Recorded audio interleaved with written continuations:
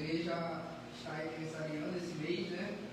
Pela permissão e pela graça do nosso bom Deus. Então, excepcionalmente, nós teremos culto neste sábado às 19h30.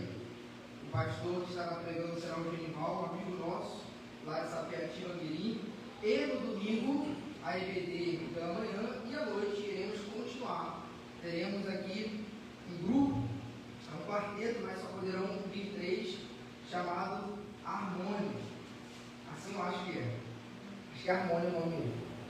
Eles estarão aqui conosco cantando, e o pastor Rafael Bittencourt, né, será o nosso preletor. Será uma alegria recebê-lo mais uma vez e ouvi-lo para a edificação dos nossos corações. Também, meus irmãos, dia 5 de novembro, nós temos uma assembleia extraordinária pela manhã após a EBD. Então, nós estamos aqui a convocar toda a igreja. Será um assunto muito importante. Então, nós contamos com a participação, se não de todos, da maioria. Tá bom, meus irmãos? Que Deus, então, nos ajude a cumprir essa agenda para a honra e glória do nome dele. Faremos a leitura agora de João, capítulo 13, do versículo 1 ao 17. João, capítulo 13, do versículo 1 ao 17. Pode mostrar a televisão.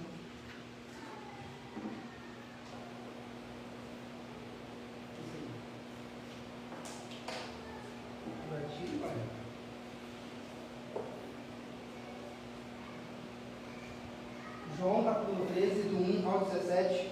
A irmã Samir estará projetando a versão que eu tenho lido para os irmãos, a NVT, para que os irmãos possam contemplar a leitura.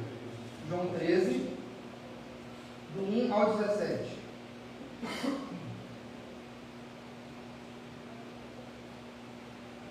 A palavra de Deus diz assim: antes da festa da Páscoa, Jesus sabia que havia chegado a sua hora de deixar este mundo e voltar para o Pai. Ele tinha amado seus discípulos durante seu ministério na terra e os amou até o fim. Estava na hora do jantar e o diabo já havia instigado Judas, filho de Simão Iscariotes, a trair Jesus. Jesus sabia que o Pai lhe dera autoridade sobre todas as coisas e que viera de Deus e voltaria para Deus. Assim, levantou-se da mesa, tirou a capa e enrolou uma toalha na cintura. Depois, derramou água numa bacia e começou a lavar os pés de seus discípulos, enxugando-os com a toalha que estava em sua cintura.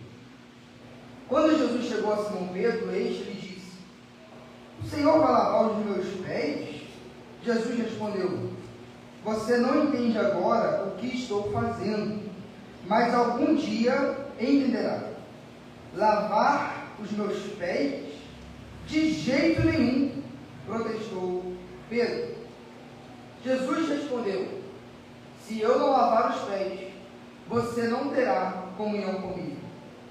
Simão Pedro exclamou: Senhor, então lave também minhas mãos e minha cabeça, e não somente os pés. Jesus respondeu: a pessoa que tomou o banho completo só precisa lavar os pés para ficar totalmente limpo. E vocês estão limpos, mas nem todos, pois Jesus sabia quem o trairia. Foi a isso que se referiu quando disse: nem todos vocês estão limpos. Depois de lavar os pés deles, Jesus vestiu a capa novamente, retornou a seu lugar e perguntou: vocês entendem o que fiz? Vocês me chamam mestre e senhor, e têm razão, porque eu sou. E uma vez que eu, seu senhor e mestre, lavei seus pés, vocês devem lavar os pés uns dos outros. Eu lhes dei um exemplo a ser seguido. Façam como eu fiz a vocês. Eu lhes digo a verdade: o escravo não é maior que o seu senhor, nem o mensageiro é mais importante que aquele que o envia. Agora que vocês sabem estas coisas, serão felizes se as praticarem. Senhor, mais uma vez rogamos para que Teu Espírito Santo esteja no conduzido nesse momento, tanto quem fala quanto quem ouve, para a honra e glória de Deus Pai e para que a imagem do Filho seja formada em nós. Amém.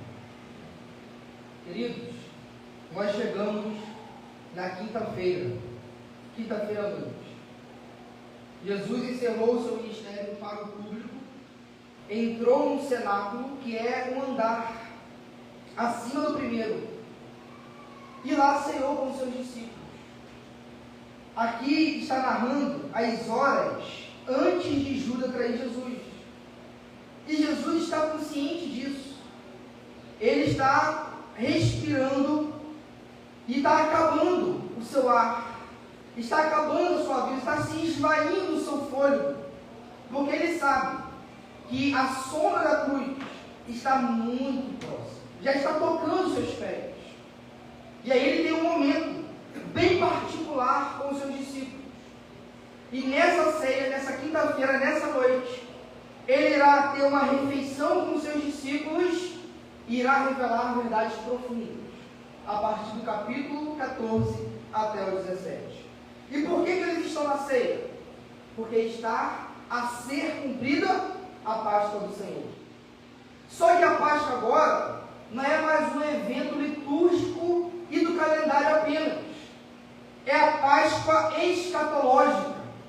E quando eu falo que a Páscoa é escatológica, eu falo que vai acontecer aquilo que todas as Páscoas que foi instituída por Moisés irá cumprir a sua finalidade, o seu propósito, irá cumprir o seu grande objetivo. Porque na Páscoa de Israel, um cordeirinho foi imolado e deveria ser imolado todo ano, para que Israel se lembrasse da libertação, do poder de Deus que operou no Egito por meio de Moisés. Agora chegou a grande Páscoa, chegou a última Páscoa, porque agora não será mais um cordeiro que Israel escolheu para ser sacrificado, mas o eleito de Deus, o cordeiro de Deus que tira o pecado do mundo.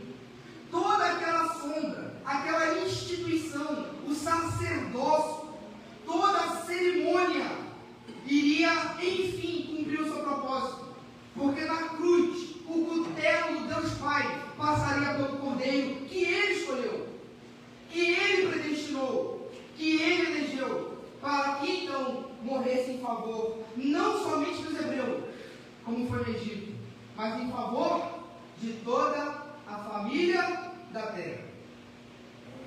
A Páscoa cumpre a promessa que Deus fez a Abraão: em ti, no seu descendente, serão benditas todas as famílias da terra. Agora já não é mais o hebreu, agora é o brasileiro, como eu e você, que somos beneficiados pelo sangue do Cordeiro. E esta última Páscoa é imprescindível para a economia da salvação na história. Porque na primeira, Deus matou os primogênitos dos egípcios. E agora aqui, na Páscoa, Deus irá matar o seu primogênito. Agora há um substituto, por mim e por você, e por todos aqueles que de fato vierem a crer nesse cordeiro que Deus sacrificou em prol de todas as famílias da terra. E aí, meus irmãos, versículo 1, na parte B, diz assim: ele tinha amado seus discípulos durante o seu ministério na terra e os amou até o fim. Eu gosto demais desse versículo, dessa parte, porque o apóstolo João, ele está narrando alguns fatos, mas no meio dessas narrações ele coloca a sua opinião, lógico que subsidiado e inspirado pelo Espírito Santo. Então João está falando assim: olha, tem um cenáculo, tem uma ceia, mas esse evento que eu vou narrar faz parte do resumo do seu ministério. E qual é o resumo do seu ministério? Que ele amou os seus, e amou até o fim. Então João, olhando pelo corredor da história, pós-cruz, décadas depois que Jesus ressuscitou, foi quando ele escreveu esse evangelho,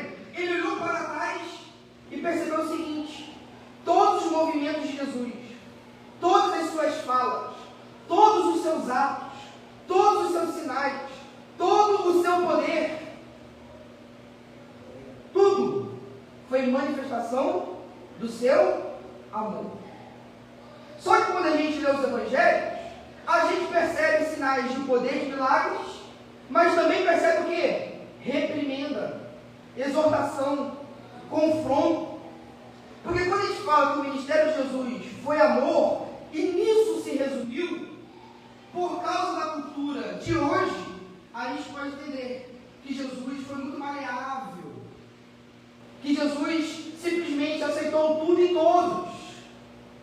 Mas nós vamos ver como Jesus, ele era um ser humano altamente doce e amável, mas altamente irredutível na sua ética e no seu compromisso com Deus. Por exemplo, só vou apenas adiantar, mas vamos chegar lá, no versículo 8, quando Pedro se recusou a ser lavado por Jesus, Jesus falou o seguinte: se eu não te lavar, você não tem comunhão comigo. Ou seja, é fácil nós percebermos o amor de Jesus na multiplicação dos pães e dos peixes. Mas para a mesma multidão, Jesus falou: vocês só estão interessados no pão físico e não no pão da vida. E aí todo mundo se dispersou e os apóstolos falaram: Jesus, está todo mundo indo embora. E aí Jesus chega para os seus apóstolos e fala: não quer também não? Só que é tudo amor. A gente que divide. Só que o mesmo ato que alimentou também é um ato de amor, aquele que reprimiu as pessoas.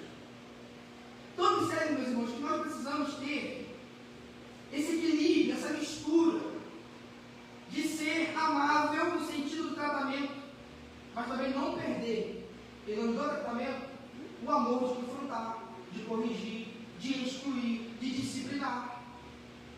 Queridos, é muito bonito quando João fala que quando olhou para trás, encontrou em todos os seus atos amor do Pai para com ele. E ainda quero destacar a parte que fala que Jesus amou até o fim. Isso é confrontador. Isso é confrontador. Por quê, meus irmãos?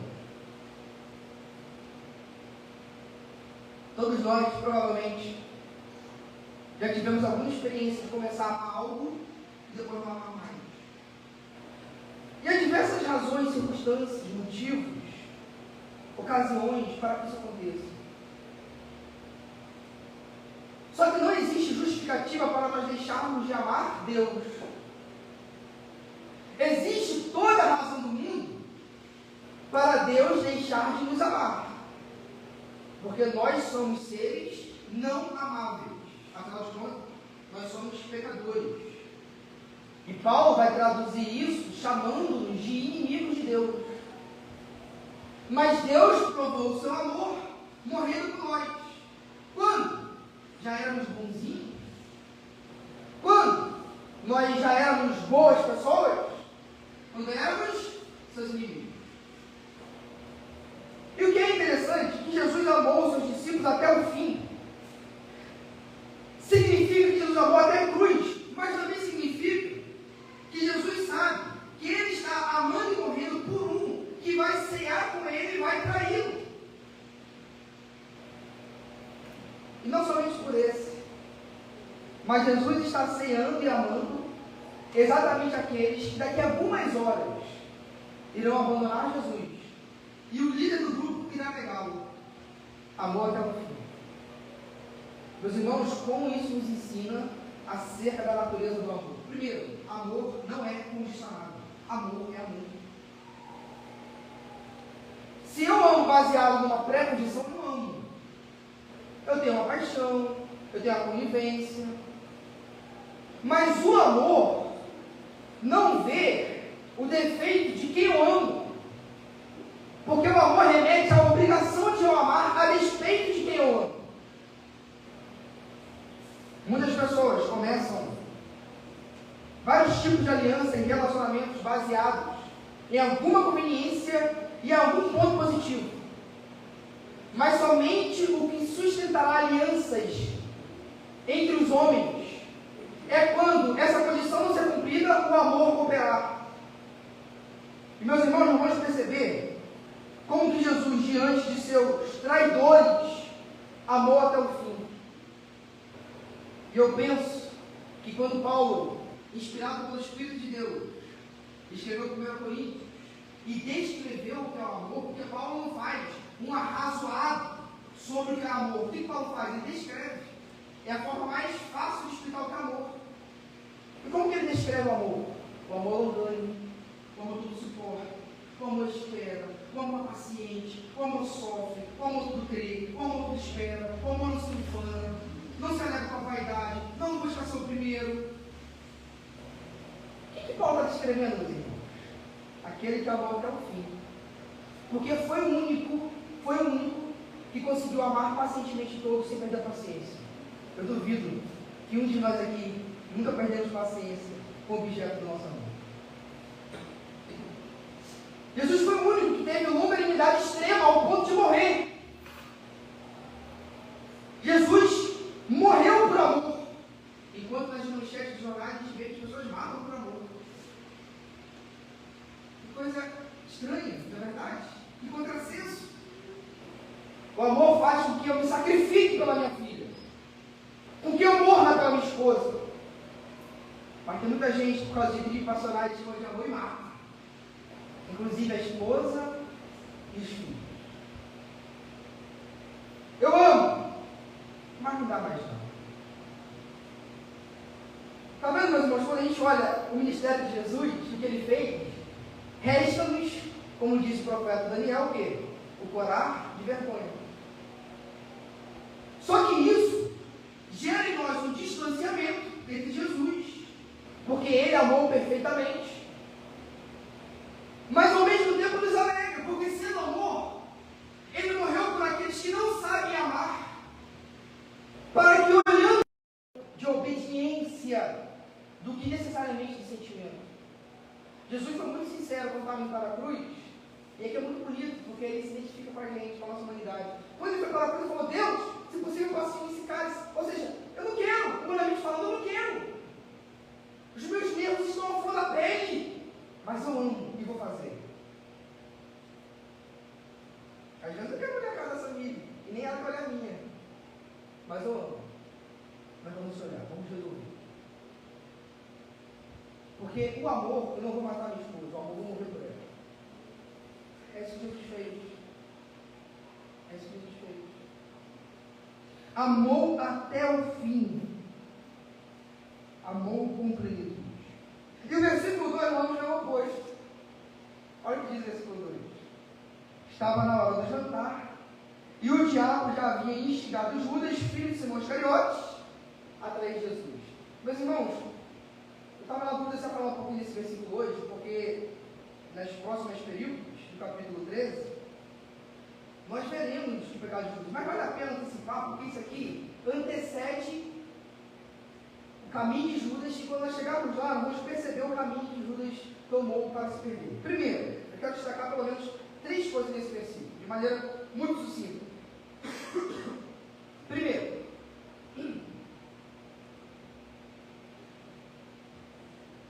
Satanás nos observa. O diabo nos estuda. O mundo nos observa. Porque existia um colégio apostólico que era composto por 12 homens, 12 discípulos. E quando Satanás vai operar no corpo apostólico, ele discerne que é Judas, aquele que não é selado ainda pela graça divina.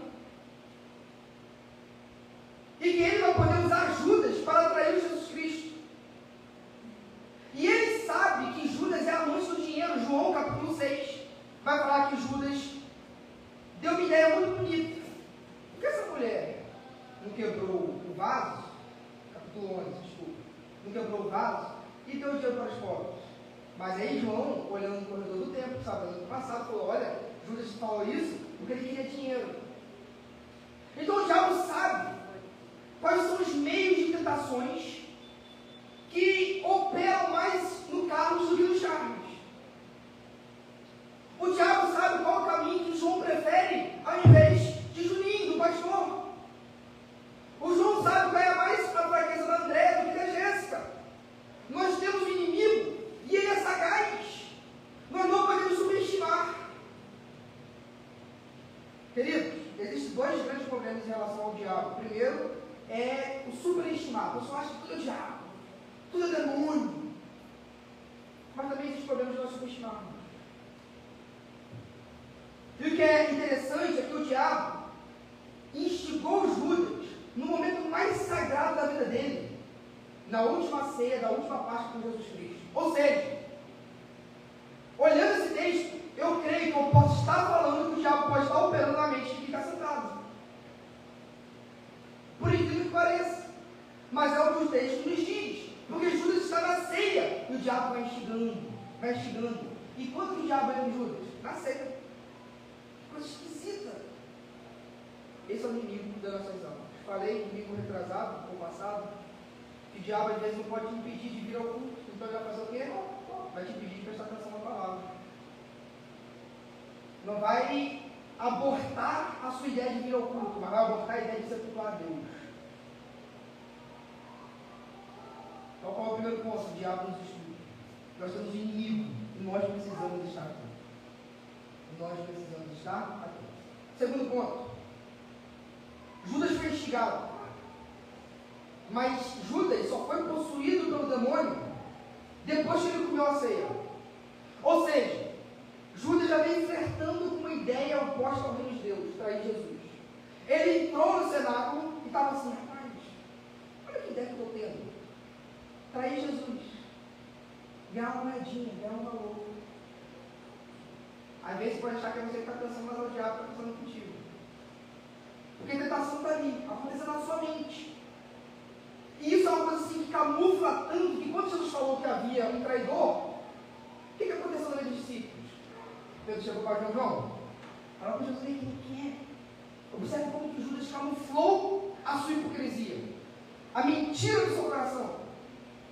Mas ele foi abrigando a tentação, ideias que não honram a Deus, trair o Messias, trair o Mestre. Meus irmãos, eu queria te dizer no nome de Jesus, se existe alguma ideia, alguma tentação, algum sussurro na sua cabeça, que você sabe que não pertence ao reino de Deus, que você sabe que não vai contribuir com o avanço do reino de Deus, que você sabe que não vai contribuir com a saúde da sua alma, não brinque com isso, não aloje essas ideias em sua mente, repreenda-as no nome de Jesus e sature a sua memória com a palavra de Deus.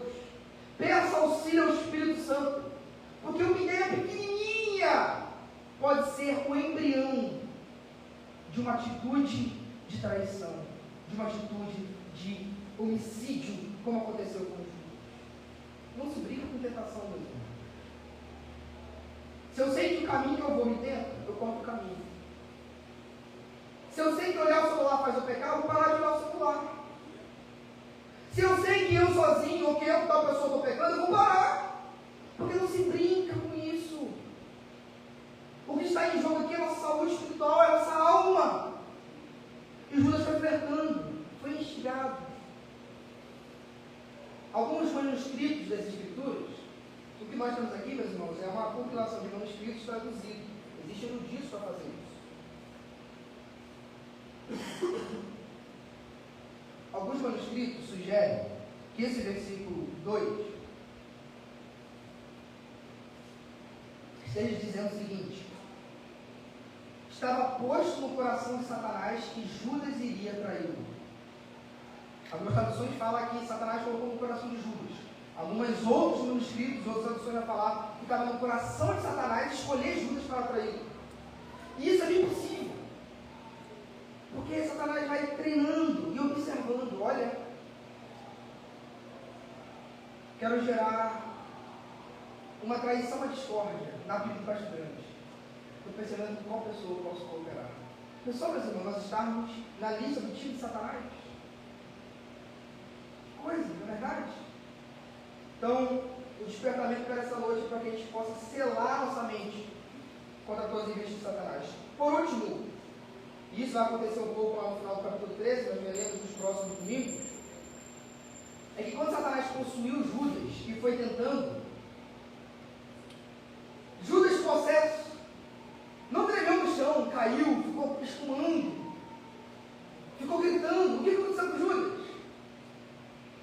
Racional.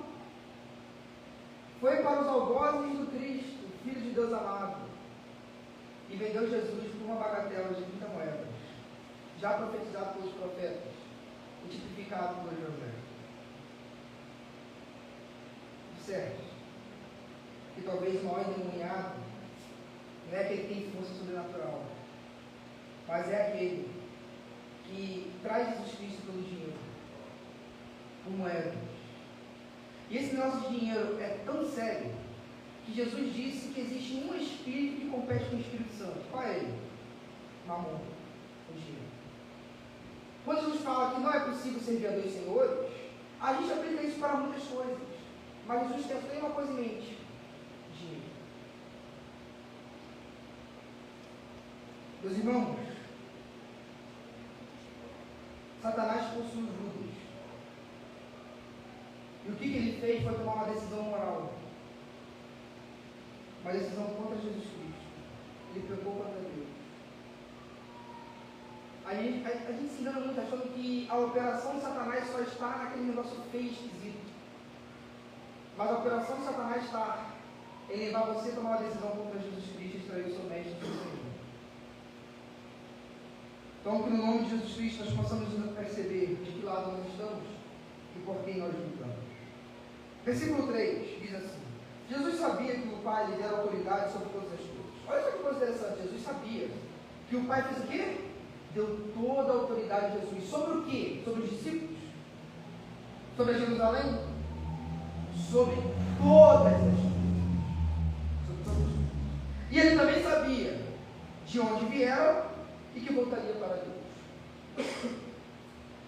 Assim, versículo 4, levantou-se da mesa, tirou a capa, enrolou uma toalha na cintura. Versículo 5, depois derramou água na bacia e começou a lavar os pés de seus discípulos, enxugando-os com a toalha que estava em suas mãos. Meus irmãos, Jesus chegou no cenáculo e Jesus sabia que tinha autoridade sobre todas as coisas. E ele pega essa autoridade sobre todas as coisas e faz o quê? Lava o pé dos seus discípulos.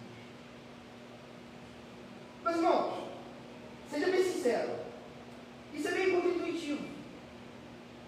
Porque eu não sei o que os irmãos fariam se tivessem toda a autoridade do mundo. Mas eu questiono a nossa bondade, inclusive a minha. Eu questiono se Juninho saísse daqui hoje com toda a autoridade do mundo e decidisse lavar o pé da Maria José. Eu questiono se eu teria essa ideia.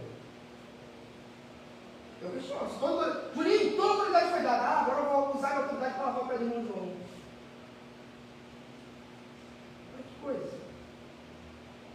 Só que aí é interessante, porque a cena que Jesus fazia é dramática, porque Jesus está confrontando o espírito mundano que está operando nos discípulos.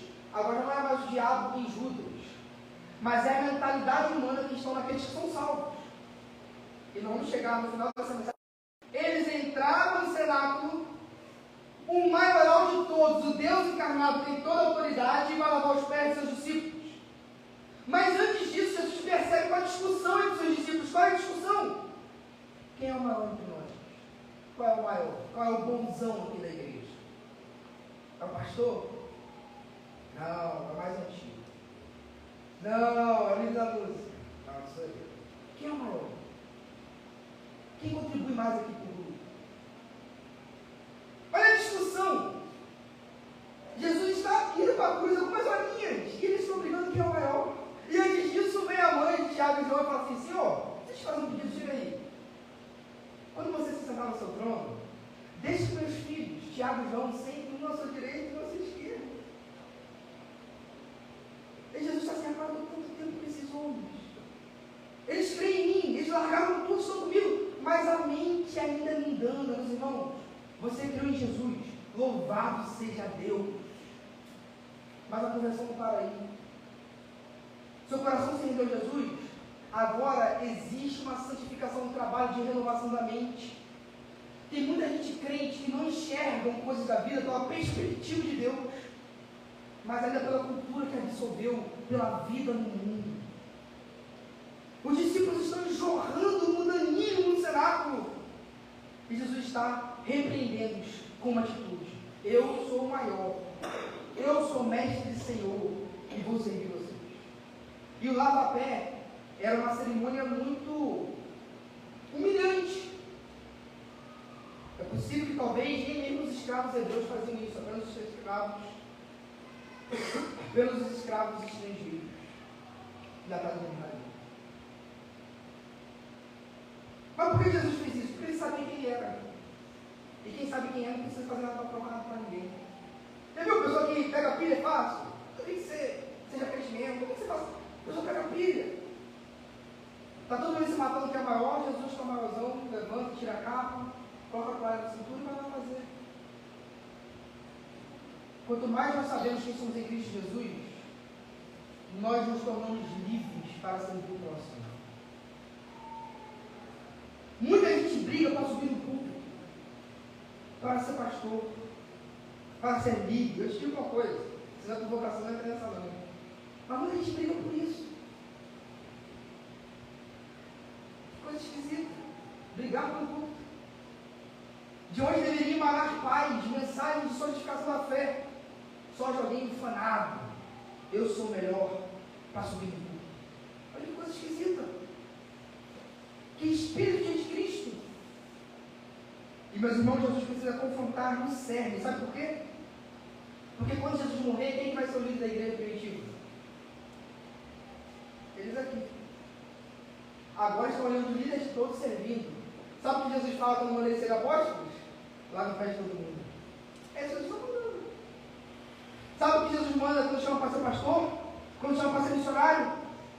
Na verdade, quando chama para ser seu discípulo, porque não está restrito ao ofício, lave o pé do seu irmão. Sirva o seu próximo.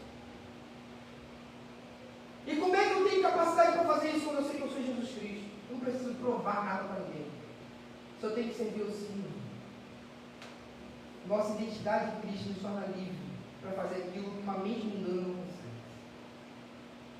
E meus irmãos, o que é para Jesus tirar a sua capa? O que é para Jesus enrolar uma toalha na cintura? O que é para Jesus pegar uma bacia de água? Se ele já se despiu dos altos céus da glória e se vestiu da carne humana. A própria experiência de ser homem já era suficientemente humilhante. Que coisa. Em Efésios 2, Filipenses 2, capítulo 5 diante, Jesus vai falar desse Deus que se esvaziou, se tornou carne e assumiu forma de homem, de servo, para nos servir. Versículo 6, meus irmãos. Quando Jesus chegou a Simão Pedro, está lá o grandão. Está lá o grandão. Jesus estava no pé de todo mundo quando chegou a Simão Pedro. O Senhor vai lavar meus pés? Versículo 8 agora. Lavar os meus pés de jeito nenhum. Mas irmão, fala sério. Jesus começou a lavar o pé aqui do Carlos, do Arthur, chegou no Charles, estava assim. A gente estava discutindo quem é maior. Não vou discutir mais, não, vou mostrar agora quem é maior. Não, Jesus, meu pé não. Eu lavo o seu. Não vou falar mais agora quem é maior, não. Agora vou demonstrar quem é maior. O meu pé, Senhor? Não. É engraçado porque fala de jeito nenhum com o mestre.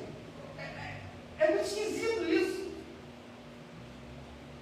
Pedro tomou essa decisão baseada em duas coisas. Primeiro, ignorância. A ignorância faz parte do ser humano.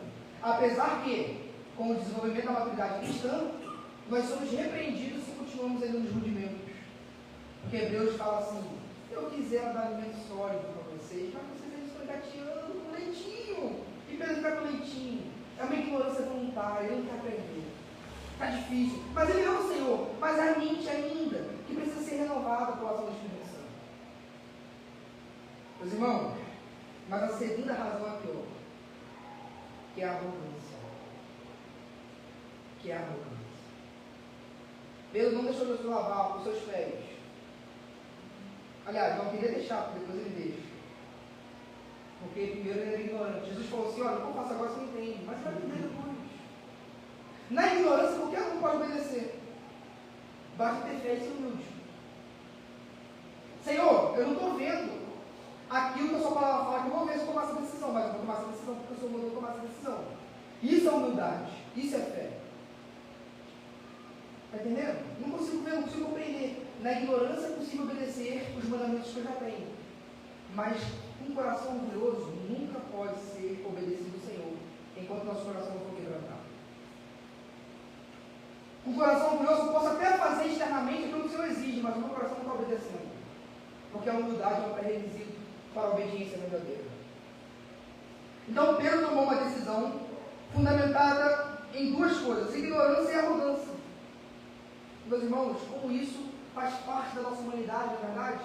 Como nós somos limitados em entender os desígnios de Deus. Mas pior de tudo, como a nossa vértebra, a nossa coluna não quer se prostrar em humildade ao Senhor, para reconhecer que nós precisamos ter o nosso coração quebrantado. O apóstolo Pedro foi confrontado por Jesus. Versículo 8, no finalzinho. Jesus respondeu: se eu não os lavar, você não terá comunhão comigo. Meus irmãos, no meu casamento, eu posso fazer uma DR. O pessoal fala de relacionamento, não é verdade? Nós podemos discutir pontos de vista. Mas no discipulado não existe DR, não. O ponto de vista certo é só de Jesus. Numa sociedade, posso ficar para nós só, vamos entender aqui que a gente está se ajustando. Pedro não tem essa autonomia. Porque ele não está diante de um sócio, está diante do seu Senhor. Ele está diante do seu mestre. Ele está diante do Deus encarnado. E sabe aquelas concessões que a gente quer fazer no nosso pecado? Ah, Senhor, só quer. Mas só um pouquinho. Jesus fala assim: Samir, se eu não lavar seus pés, você não tem comunhão comigo. Às vezes tem medo de perder alguém. Nossa, o cara assim, só. Mas a gente fala, é simples. Quando está comigo, não está. Ou eu lavo seus pés, ou você não tem comunhão comigo. Porque não existe comunhão com o Senhor sem submissão. Convenções, alianças, contratos, a gente faz entre nós. Mas com Jesus não, meus irmãos. Olha a importância de conhecer as Escrituras. Muito bom quando a nossa igreja é esclarecida pela palavra de Deus. Fala que quando chegar qualquer alternativa que vá para o Senhor, a gente sabe que se a gente abraçar aquilo, a gente não terá comunhão com Deus. Versículo 9. Então Simão exclamou: Senhor, então lava também. Então lava também minhas mãos e minha cabeça, e não somente meus pés. Aí ele vai para o extremo, né? É o típico sanguíneo, emocionado. Vai de um polo a outro. Mas a gente vê uma sinceridade de um coração que ama, mas que precisa ser aperfeiçoado. E aí no versículo 10 e 11, Jesus vai explicar para Pedro que aquele lava-pé, na verdade, é um lava-coração. É uma cerimônia judaica comum entre os judeus. Quando o judeu tomava banho de manhã e saía entre uma casa e a outra, sujava seus pés, o judeu não tomava o banho, lavava só o pé. Jesus está usando essa analogia, esse ponto de contato cultural para ensinar a Pedro as seguintes verdades acerca da revelação espiritual. Se não vejamos, versículo 10 e 11.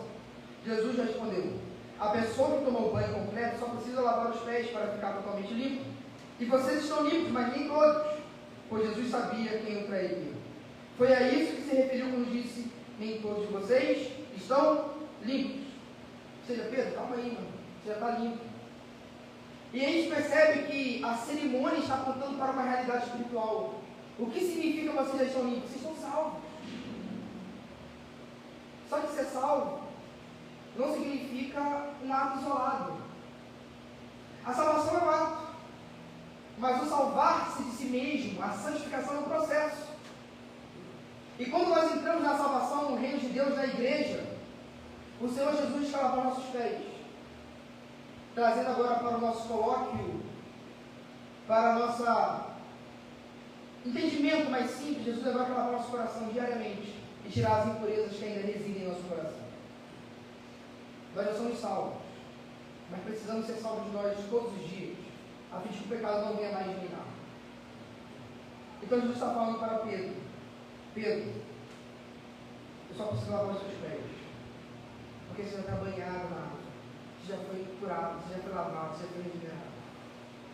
O que eu vou fazer aqui agora é o que vai se seguir para o resto da vida, é o nosso relacionamento de um mestre e de um senhor.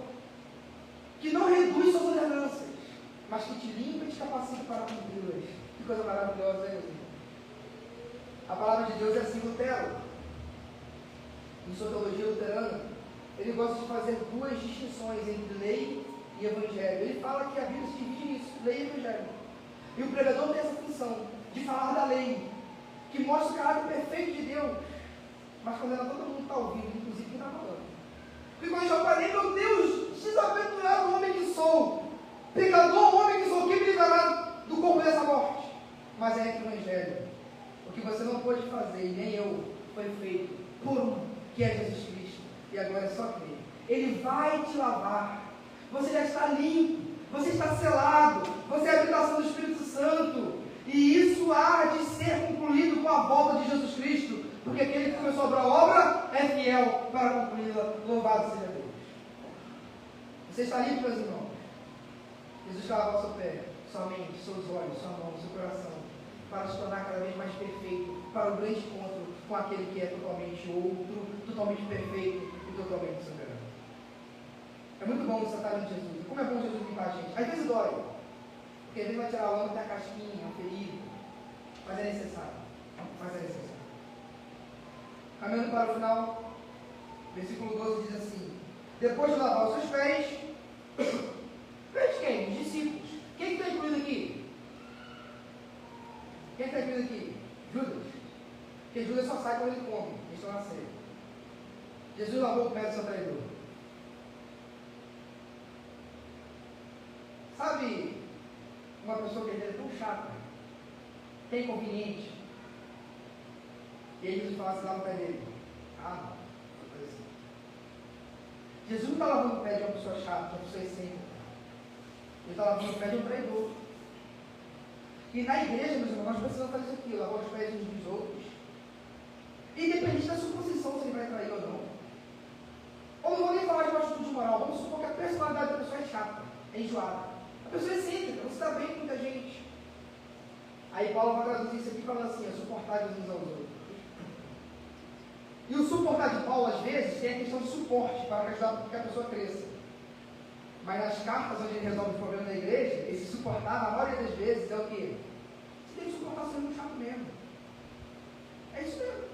Por quê? Não estou falando de suportar pecado quanto mais. Isso é tratado da igreja com disciplina.